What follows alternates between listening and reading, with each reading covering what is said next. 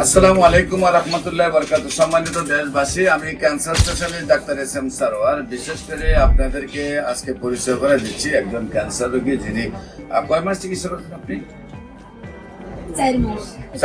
4 মাস চিকিৎসা হয়েছে এবং নিজেকে আল্লাহর রসের সম্মতে উনি খুব মানে অল সাইড উনি সুস্থ মনে করছেন। আমরা ওনাকে দেখাই আপনাকে, উনি অ্যালোপ্যাথিক চিকিৎসায় ওনার এই যে অবস্থাটা এখান থেকে ধরে এখানে হয়ে এই জায়গা পর্যন্ত ওনার অপারেশন হয়েছে।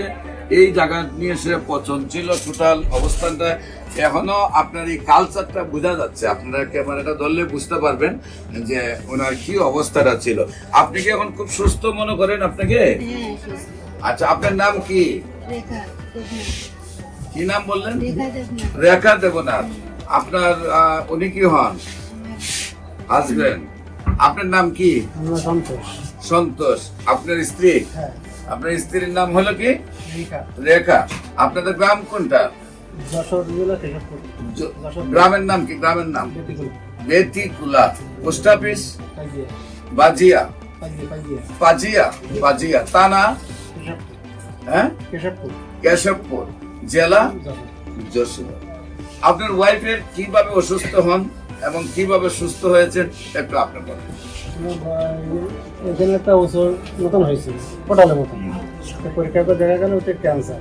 কন্যাতে পরীক্ষা করি ক্যান্সারে কী হবে, তো এখন করে ঢাকায় নিয়ে যাবো মহাকালী ক্যান্সার হাসপাতালে নিয়ে গেলাম।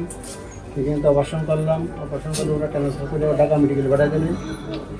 দিলে ওরা বললো অপারেশন সাকসেসফুল হয়নি, অপারেশন আবার করতে হবে। আমরা প্রথম ঢাকাতে আসছেন, আপনার এলাকা থেকে পাঠাইছে ক্যান্সার হসপিটাল মনে, সেখান থেকে আপনার পাঠাইছিল ঢাকা মেডিকেল এবং এখানে চিকিৎসা করে অপারেশন করে সাকসেস হন নাই। দুইবার করছেন অপারেশন, তাও সাকসেস হয়।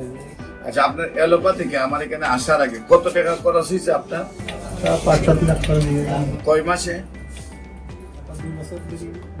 প্রায় 5 থেকে 7 লাখ টাকা আপনার খরচ হয়ে গেছে। তারপরে আপনি আমার ভিডিও দেখে আমার কাছে চলে আসছেন।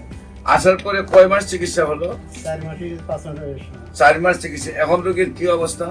এখন অবস্থা খাতি পারতো না, খাতু পাচ্ছিল, খাওয়া খুবই বাড়িয়েছে। এখন কি আপনি সম্পূর্ণ সুস্থ? আল্লাহর রহমতে উনি সম্পূর্ণ সুস্থ রয়েছেন, নিজেকে দাবি করতেছেন। 5 কেজি ওজন আগের চেয়ে বেড়েছে, নিজেকে সুস্থ। আমরা ইনশাল্লাহ আজকে ওষুধ দিচ্ছি, দোয়া করবো আমরা আল্লাহ যেন বাঘের মতো শক্তি দান করেন এই ওষুধের দ্বারা।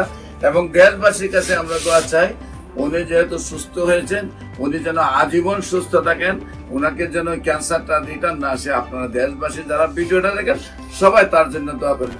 যে কোনো প্রয়োজনে স্ক্রিনে দেওয়া নম্বরে যোগাযোগ করার জন্য আহ্বান জানিয়ে শেষ করছি। এবং ওই রোগীর জন্য যিনি মরণবিধি ক্যান্সার থেকে মুক্তি লাভ করেছেন তার জন্য দোয়া চেয়ে শেষ করছি। সবাইকে ধন্যবাদ। আসসালামু আলাইকুম ওয়া রাহমাতুল্লাহি ওয়া বারাকাতুহু।